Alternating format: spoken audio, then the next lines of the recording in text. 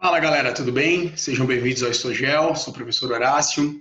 Mais uma aula de geografia hoje com vocês, nessa quarentena, período de Covid-19, mundo de ponta cabeça e a gente tentando trabalhar e estudar de forma remota. Teremos hoje uma aula de geografia, tema população mundial, sempre um dos temas mais recorrentes do vestibular. Quero dedicar essa aula para os meus alunos do oitavo ano A, do Colégio Ruth Neves, e também para os alunos do segundo ano do Colégio Jean Piaget, que são os alunos que estão vendo esse conteúdo comigo, e para você que está aí, aproveitando aí esse período para estudar, para se aprofundar nos temas do vestibular, do Enem, como que vamos? Pessoal, a primeira coisa que eu gostaria de mostrar para vocês, a explosão demográfica, tá certo? Então, nós temos muitos anos, milênios de história humana sem um grande crescimento populacional ou demográfico, tá certo? Demografia é a ciência que estuda a população, ok? Percebam que com alguma melhoria na agricultura, nós tivemos aqui na Idade Média um salto de população e a partir desse período em diante foi havendo aí algumas melhorias na qualidade de vida, na produtividade dos alimentos, na circulação das mercadorias, mas somente no século XIX é que a população humana alcança 1 bilhão de habitantes e a partir do século XX há então a definitiva explosão demográfica, chegando então no ano 2011 a 7 bilhões de pessoas e já caminhando aí 2020 para 8 bilhões, e a ONU estima uma população de 9 bilhões dentro de, no máximo, 30, 40 anos. Tudo bem? Então, da onde vem essa explosão demográfica? Nós vamos falar um pouquinho sobre esses temas aqui. Então, nós temos nascimentos menos mortes, que seria a taxa de crescimento vegetativo ou natural. O saldo imigratório, que seria, então, os imigrantes menos os emigrantes, ou seja, pessoas que entraram de outro país, menos as pessoas que deixaram o país. Essas duas taxas juntas, elas nos dão a taxa de crescimento absoluto, ou seja, número de número de nascidos, menos número de mortos, mais número de pessoas que entraram, menos número de pessoas que deixaram o país. Então, seria, então, a taxa de crescimento absoluto. A taxa de natalidade é o número de nascidos para cada 1.000 habitantes em uma dada região. Tá? A fecundidade é o número de filhos por mulher. Percebam que fecundidade e natalidade estão muito ligados. O número de filhos por mulher vai, obviamente, alterar a taxa de natalidade, que é o número de nascidos. Para que a população de um país, de uma região, se mantenha estável e se reponha, essa taxa precisa estar em 2,1%. Abaixo de 2,1%, nós temos uma redução da população. Acima de 2,1%, nós temos aumento da população. Professor, no mundo, qual que é essa taxa? 2,5%. Então, o mundo ainda vai continuar crescendo lentamente, mas a população mundial continuará crescendo até 2100, é o que as estimativas da ONU, de outros organismos mundiais, declaram para nós, tudo bem? Bom, os seres vivos, animais, vegetais na natureza, seguem leis naturais de convivência com o meio. Então, imagine que uma espécie se originou, na sua origem ali, ela tem uma abundância de alimentos e ela não tem predadores tentando destruí-la rapidamente. Então, ela cresce por um tempo e chega um determinado momento em que ela vai se estabilizar e a competição por alimentos aumenta e, obviamente, os predadores também aumentam. Isso vai gerar um certo problema e essa população tende a diminuir e até ser extinta. Nós seres humanos, não. Nós, seres humanos, nós temos um controle do meio. Então, os seres humanos controlam o meio e, por isso, tem um crescimento vegetativo acentuado. Desde a pré-história, nós domesticamos o fogo, a agricultura, aí passamos pelas revoluções industriais, com máquinas, aumento da produtividade, a indústria química, a medicina, os remédios, as vacinas, tratamento da água. Então, tudo isso fez com que as sociedades humanas modernas, pós-século XIX, passassem a controlar o seu meio com um crescimento acentuado. Então, olha aqui as taxas de natalidade, mortalidade e crescimento vegetativo em porcentagem. Tá? Nós pegamos aqui dois países muito diferentes. Pegamos o Japão, que é uma sociedade onde a religião não influencia tanto a sociedade e onde realmente há uma racionalização econômica, há um padrão de vida mais moderno, tecnológico, industrial, urbano. E pegamos um país que tem uma influência muito maior da religião, no caso o islamismo, e um país ainda mais ligado a atividades mercantis, rurais e assim por diante, né? Então percebam aí, ó, taxa de natalidade, tá? 50% aqui, há uma queda nos anos 2005 para cá, enquanto lá no Japão, essa taxa de natalidade, ela já vem caindo desde os anos 65, aqui, ó, anos 70 aproximadamente, vem tendo essa queda. Taxa de mortalidade, percebe que houve uma queda muito grande no Japão, depois houve um aumento aqui, né? Possivelmente indicando um envelhecimento da população no Japão. Eles estão tendo menos filhos, portanto, as pessoas vivem mais tempo, mas depois começa a ter uma queda por conta das mortes dessas pessoas acima de 65 anos. O crescimento vegetativo, essa linha roxa, vejam que o crescimento vegetativo, que é o número de nascidos menos o número de mortos, né, se estabilizando e começando a cair no Afeganistão, enquanto no Japão, uma queda muito brusca desde os anos 70, 80 para cá, tá certo? Bom, avançando. Gente, fecundidade e natalidade. Então, os filhos têm uma relação, o número de filhos por mulher e a taxa de natalidade em geral, ela tem uma relação com o comportamento da sociedade. Tá? As mudanças sociais, culturais e econômicas explicam as quedas de natalidade, uma vez que uma família que vive em zona rural, ela tende a ter mais filhos. Os filhos são vistos como mão de obra, ou estão relacionados a um projeto, né, da própria religião da família, assim por diante. Enquanto nos grandes centros urbanos, as famílias em geral elas tendem a ter uma racionalização desse comportamento.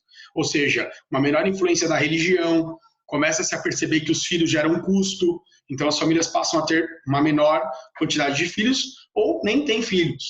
E nós vamos cair aqui na questão da mulher. A mulher, ela se insere no mercado de trabalho nas sociedades modernas, industriais e urbanas, ou seja, a mulher passa a trabalhar, passa a estudar e ela passa a ser dona do seu próprio mundo. Ela passa a ser uma agente ativa da sociedade. Né? Nós vamos falar um pouquinho mais sobre isso daqui a pouquinho. O que é interessante entender aqui é que isso gera o que nós chamamos de transição demográfica, que é a mudança na dinâmica demográfica. O que vai acontecer? Na primeira fase, a taxa de mortalidade reduz. Então, imagine a Europa lá no século XIX, quando a taxa de mortalidade começou a cair com a melhoria de alimentação, de moradia, medicina. A segunda fase começou a cair também a taxa de fecundidade e natalidade. Sociedades mais urbanas, mais monetárias, começam a pensar mais ali na relação com o número de filhos. E a taxa de fecundidade e natalidade, então, tendem a diminuir. Na terceira fase, nós temos tanto a taxa de fecundidade e natalidade muito baixas. Significa que a idade média da população começa a aumentar e o número de pessoas com mais de 60 anos também começa a aumentar. No século XIX e XX, nós teremos a explosão demográfica, onde a taxa de natalidade é elevada, principalmente nos países de terceiro mundo, América Latina, África e Ásia, mas a expectativa de vida também se eleva. Então, por conta da melhoria de moradia, tratamento da água, medicina, então nós teremos essas duas relações. Nós temos uma relação de natalidade e expectativa de vida ao nascer, longevidade, que tem aumentado no mundo todo. Claro, nos países pioneiros, nos países centrais, muito mais, mas nos países pobres isso também tem acontecido de forma mais lenta, mas tem acontecido, certo? O que tem trazido isso, né? O capitalismo, a revolução industrial e a urbanização, ok? Melhoria e acesso de alimentos, melhoria e acesso de moradias e melhoria e acesso à medicina. Tudo bem, pessoal? Espero que tenha ficado claro isso para vocês. A taxa de fecundidade, número de filhos por mulher, 2005 a 2010, pegando alguns países aí, ó. Brasil, né, entre 2005 e 2010, tendo aí ainda uma média de 3 filhos por mulher, claro, não no Brasil inteiro, essa é uma média, tá certo? O Afeganistão, país muçulmano, 6 filhos por mulher. Estados Unidos, 2 filhos por mulher, pegando a menor taxa que o Japão, com 1 filho por mulher, tá? Aqui é o que eu tinha falado no início da aula, né, a resistência ao ambiente, né, dos seres vivos em geral. Percebe-se então que com o passar do tempo há uma estabilização e aí depois começa a haver uma queda do número de indivíduos, a resistência dos indivíduos no ambiente, ela começa a cair. Nós, seres humanos, nós temos uma tendência a superar isso aqui, porque a gente controla o meio através da produção de alimentos, da medicina, das melhorias de saneamento básico e assim por diante. Tá? Esse é o gráfico que vocês vão ver na prova, falando aí de transição demográfica. Aqui seria o momento pré-transição, a primeira fase cai a taxa de mortalidade, a taxa de natalidade continua alta, na segunda fase a taxa de natalidade começa a cair junto com a taxa de mortalidade, na terceira fase percebe-se que a taxa de natalidade cai bastante, assim como a de mortalidade, e aí começa então a haver um envelhecimento da população, isso vai gerar no futuro um grande problema, já tem gerado problema na Europa, por exemplo, que é uma população muito velha, e aí você tem uma taxa de dependência muito grande. Nós vamos entrar nessa questão da taxa de dependência logo logo. A queda de proporção de nascidos e mortos, né, então explica o que seria a transição demográfica, queda de fecundidade, queda de natalidade, um comportamento tradicional sendo substituído por um comportamento moderno. As comunidades agrárias, pessoal, em geral, elas são autossuficientes e elas também tendem a ser muito religiosas. As sociedades urbanas, capitalistas, elas são mais competitivas, elas pensam muito no custo de vida, portanto, elas reduzem o número de filhos. A sociedade rural, normalmente, ela é amonetária, como a gente já disse aqui, ela é autossuficiente, ela não precisa de dinheiro, ela acaba produzindo o que ela precisa. Já as sociedades urbanas, elas são sociedades monetárias, ou seja, elas precisam racionalizar o dinheiro. A inserção da mulher no mercado formal de trabalho e no meio acadêmico. As mulheres sempre trabalharam, pessoal, mas elas passaram a ser valorizadas no trabalho depois das guerras mundiais no século XX. Então, hoje as mulheres dirigem, as mulheres operam máquinas, as mulheres pilotam carros, ônibus, aviões, enfim, as mulheres trabalham na medicina, uma porcentagem significativa tem entrado na política. Então, as mulheres têm se emancipado dos anos 20 para cá, dos anos 1920 até os dias atuais, sofrendo ainda com desvalorização salarial, com desigualdade de gênero, com abuso sexual, violência doméstica e tantos outros problemas que as mulheres ainda sofrem, mas isso, de uma forma geral, no mundo ocidental, tem melhorado bastante. Gente, isso aqui é muito importante, contextos sociais mais competitivos, consumistas.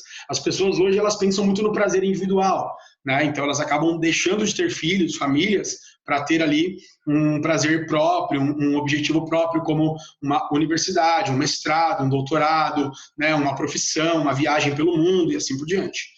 Há também o contexto da liberalização social e da laicização da sociedade, que é a menor influência da religião na sociedade, com o uso de anticonceptivos, então camisinha, anticoncepcional, né, cirurgia, né, para não ter mais filhos e assim por diante, tá certo? Essa transição demográfica, pessoal, ela não acontece de forma, como eu já falei, idêntica em todos os continentes. Continentes mais ricos, isso acontece mais rápido, continentes mais pobres, isso vai acontecendo de forma desigual e mais lenta. Pessoal, entrar no conceito de baby boom, que pode aparecer no seu vestibular. Gente, baby boom é a explosão demográfica dos países ocidentais que venceram a Segunda Guerra nos anos de 1945 em diante. Por uma questão de euforia dos países, né, pós-Segunda Guerra, resultado da vitória dos aliados ali na Segunda Guerra Mundial contra o eixo, né, contra a Alemanha nazista, percebe-se então que há uma grande explosão demográfica nesse período. E ao mesmo tempo em que há uma explosão demográfica, a taxa de natalidade ela deve ser somada à longevidade, que é um aumento da expectativa de vida, a medicina, o tratamento da água, as melhores moradias. E aí percebe-se que essa população, que é conhecida como os baby boomers, eles passam a viver mais e a taxa de natalidade desses países ela começa a cair muito a partir dos anos 70, dos anos 80, porque aqui também surge um outro contexto que é o neoliberalismo, ou seja, os trabalhadores do mundo todo passam a ser afetados pelos cortes de benefícios, pelo fim da política keynesianista que promovia ali o estado de bem-estar social. Não sei se vocês chegaram já a estudar isso, mas o pós-Primeira Guerra e principalmente o pós-quebra da Bolsa de Nova York, ele contou com uma maior intervenção do Estado na economia. que passa a garantir melhores salários, maiores benefícios. Tudo isso cria o keynesianismo, que seria então o estado de bem-estar social dos trabalhadores do mundo ocidental. Não se engane, isso nos Estados Unidos, na Europa Ocidental, os outros países da América Latina, África, Ásia, não viveram isso até hoje.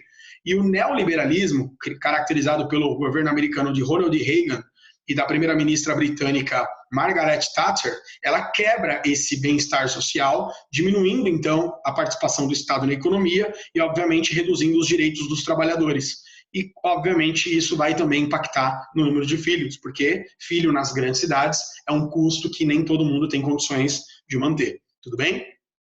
Aqui, um exemplo das melhorias que vão aumentar aí a longevidade das populações, né, ou vão reduzir as taxas de mortalidade, alimentos, medicina, moradia e assim por diante. Gente, esse camarada aqui, Amartya Sen, ele é um economista indiano, ganhador do Prêmio Nobel, e ele que criou essa teoria aqui da condição de agente da mulher. A mulher passa, então, a partir do século XX, XXI, a cuidar melhor da sua saúde, da sua sexualidade e da sua posição na família. Hoje, na maioria dos lares do Brasil e do mundo, as mulheres são chefes do lar. Elas trabalham fora, elas trazem dinheiro para casa, ainda sofrem uma enorme diferença em termos de salário. Em geral, a mulher ganha 30% menos que os homens, e muitas mulheres ainda têm que cumprir uma dupla ou até mesmo tripla jornada, trabalhando fora, trabalhando em casa, cuidando das tarefas do lar, cuidando da educação e da saúde dos filhos, e isso é resultado realmente de uma desigualdade de gênero que é imperante no Brasil e no mundo todo até os dias atuais. Tudo bem? Bom, natalidade e mortalidade em porcentagem, percebam então aqui, ó, País de Gales, Inglaterra, norte ocidental da Europa aqui, né, o noroeste da Europa, a taxa de mortalidade caindo bastante e a taxa de natalidade a partir da virada do século XIX para o XX também caindo bastante. Os países britânicos têm uma divisão religiosa entre protestantes e católicos. É importante falar para vocês que os católicos em geral têm mais filhos que os protestantes. Os protestantes, em geral, são calvinistas, seguidores das ideias de João Calvino, que têm uma ligação muito forte com o individualismo, com o capitalismo, consumismo. Em geral, os protestantes são mais consumistas, mais individualistas, e eles têm menos filhos do que os católicos, tudo bem? Só para deixar um exemplo aí para vocês. Aqui as taxas de fecundidade, número de filhos por mulher, nos países desenvolvidos. Então vejam que desde a década de 70, né, para cá, a taxa de natalidade, ou melhor, de fecundidade, caiu bastante, estando abaixo de 2%. Essas populações tendem então a diminuir com o passar dos anos. Aqui, pessoal, esse gráfico é muito legal, vou até ampliar para vocês, porque ele mostra a influência que a religião tem em alguns países. Então, ó, a maioria das pessoas no Brasil, na Índia, na Indonésia, países muçulmanos em geral e países católicos em geral, tem, em geral, populações mais pobres, eu diria, principalmente, tem uma relação muito forte com a religião, tá? Então, eles pensam que a religião é parte importante de suas vidas. Quando você vai para os países mais desenvolvidos, mais ricos e tal, você percebe, então, que esses países têm uma menor influência da religião na sociedade. E também países que passaram por revoluções comunistas ou revoluções socialistas, eu acho melhor dizer. O Uzbequistão, a Rússia, o Vietnã, países que foram, então, ditaduras ou são ditaduras socialistas, a presença da religião ela se torna menor.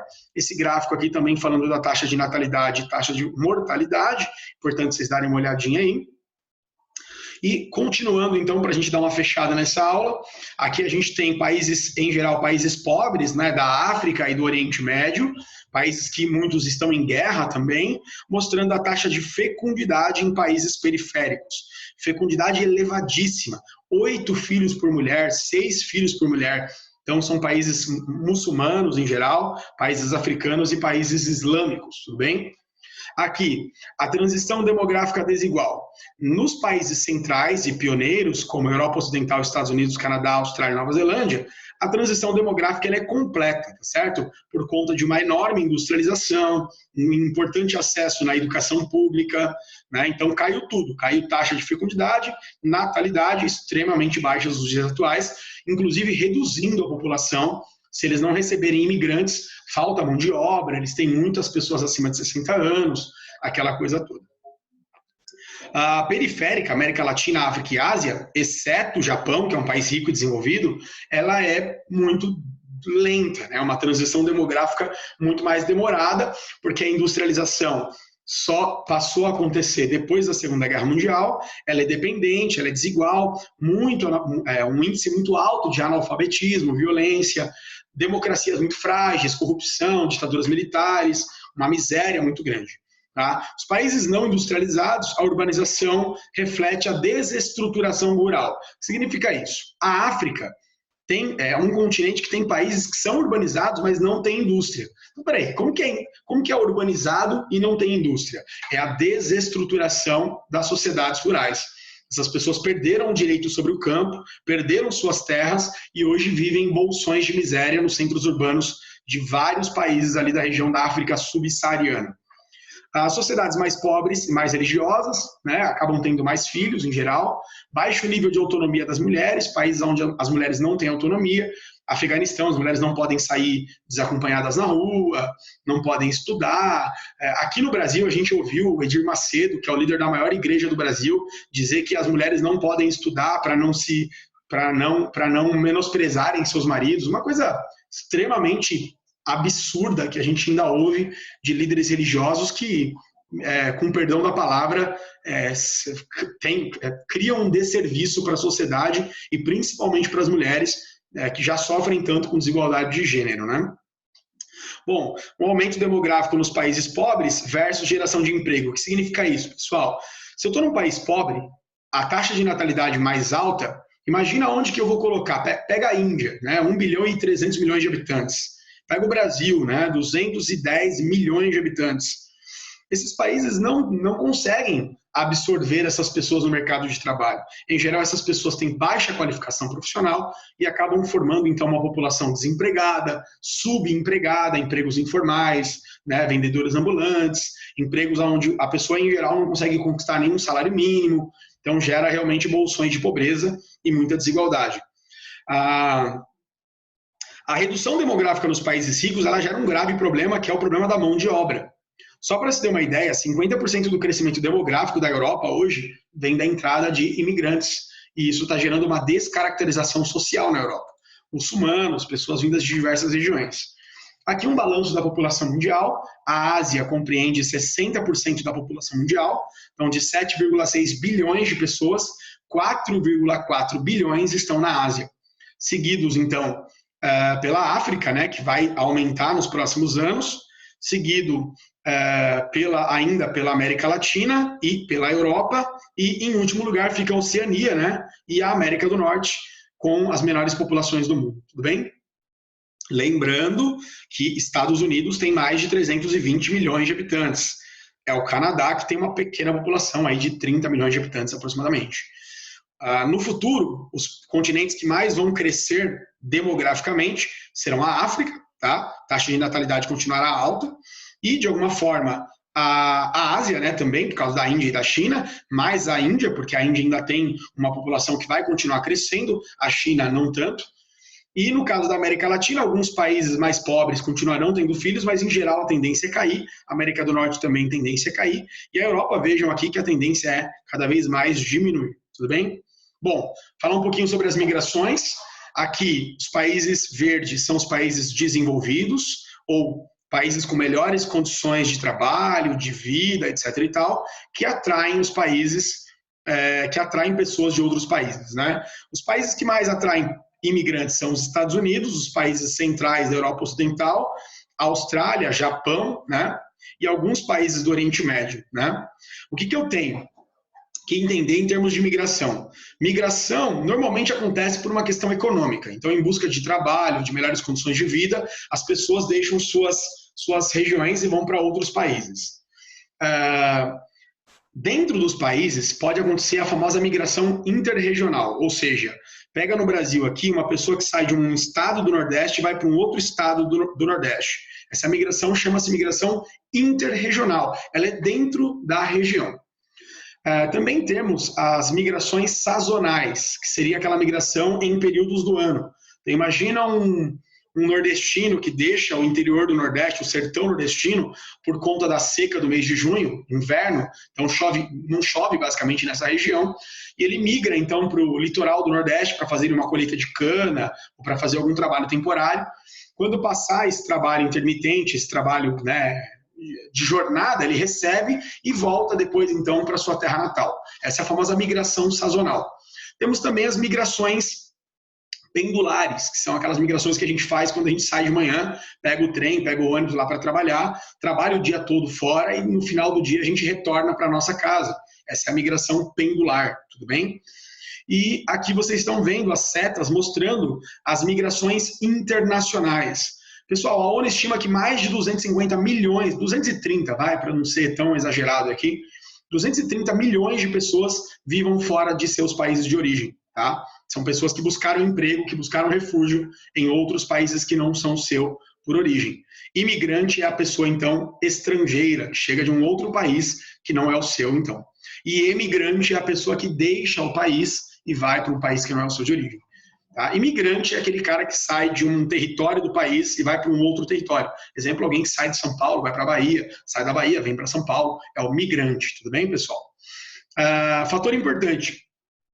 Os países europeus, Estados Unidos, estão criando barreiras cada vez mais difíceis para a entrada de imigrantes, principalmente imigrantes ilegais, tá? Vindos da África ou vindos do Oriente Médio, né? Dos países em guerra, Síria, Iêmen, os palestinos e assim por diante. Por quê? Porque eles acabam entrando em larga escala, gerando aumento do custo de vida, né? Aumento do custo dos serviços públicos, aumentando a violência, tráfico de drogas e assim por diante. Esses países, principalmente na Europa, têm muito medo de descaracterização cultural, então eles acabam exercendo uma xenofobia, que é um preconceito muito grave contra as etnias estrangeiras, e estão criando cada vez mais muros, barreiras que impedem, então, a entrada ilegal desses imigrantes.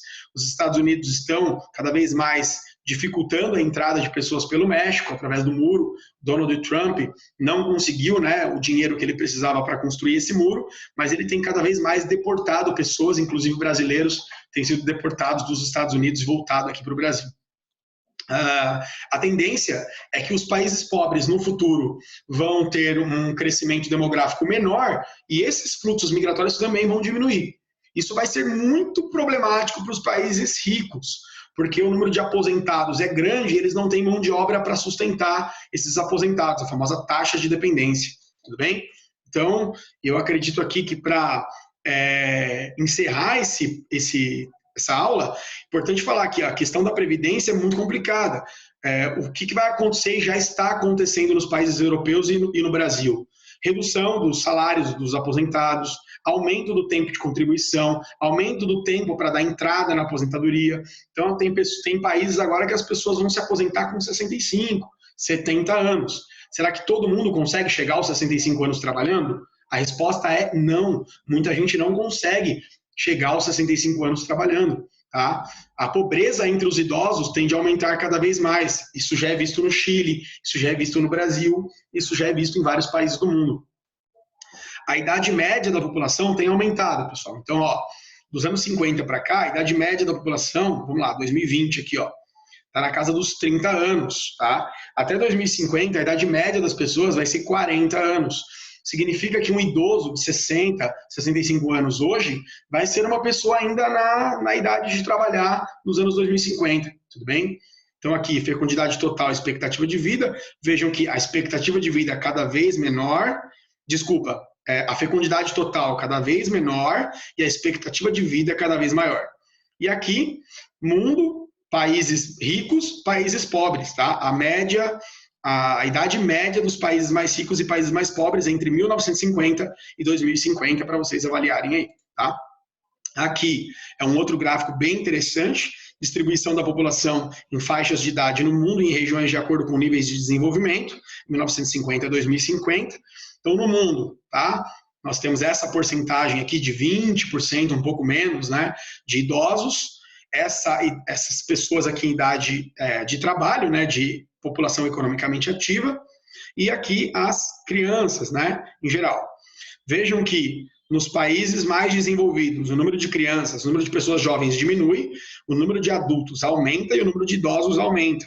E nos países pobres, nós temos menos quantidade de idosos, uma vez que a qualidade de vida é menor, tá? Países mais pobres, países mais desenvolvidos, então a taxa de dependência, né? Ou seja, quantas pessoas eu tenho que ter trabalhando para sustentar o número de aposentados que eu tenho. Quanto maior a taxa de dependência, mais problemas o governo, mais problemas o país vai ter, certo? E aqui, para fechar a aula, mostro para vocês aqui alguns dos países que já fizeram a reforma da Previdência. A Holanda, as pessoas têm que se aposentar entre 65 e 67, a partir de 2025. Reino Unido, 68 anos até 2048. Espanha, 67 em 2013, então já aconteceu. Itália, a Itália agora diminuiu a idade mínima de aposentadoria, está ainda na casa dos 68, dos 60, 58 anos. Grécia, 65. A França, 60 para 62.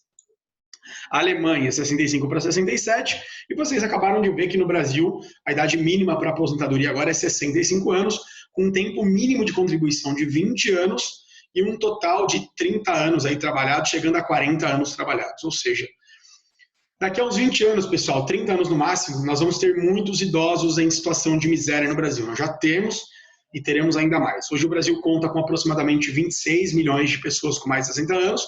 Daqui a 10 anos nós teremos 35 milhões e essas pessoas, salvo engano, estarão em uma condição de pobreza, porque é cada vez mais difícil se aposentar. A nossa aula, pessoal, termina aqui. Espero que você tenha curtido aí o conteúdo. Se inscreve no canal, deixa um like no vídeo. Até a próxima aula. Valeu!